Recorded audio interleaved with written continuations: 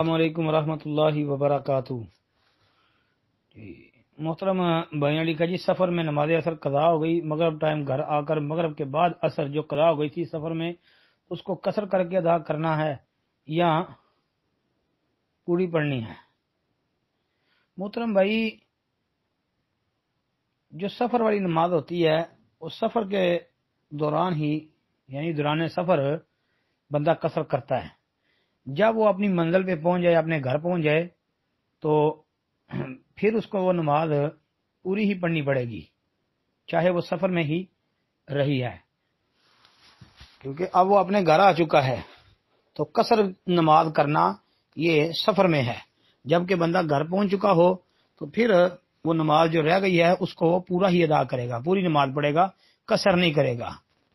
جی، اس کا جواب پہلے میں نے دیا ہوا ہے اسی گروپ میں۔ جی، السلام علیکم ورحمۃ اللہ وبرکاتہ۔ جی محترم بھائی، آپ کے اس سوال کا جواب گزر چکا ہے۔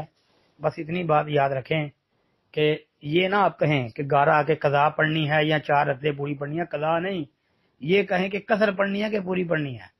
تو اس کا جواب دے دیا ہے کہ گھر جب بندہ پہنچ جائے تو جو سفر کے اندر نماز رہ گئی ہے وہ نہیں پڑھ سکا، تو اب اپنے گھر آ چکا ہے تو اب وہ جو ہے وہ نماز مکمل پڑھے گا، یعنی 4 رکعتیں مکمل پڑھے گا، اب قصر نہیں کرے گا۔ قصر کرنی تھی تو سفر کے دوران ہی پڑھ لیتا، اب گھر پہنچ چکا ہے، اب نماز مکمل پڑھے گا۔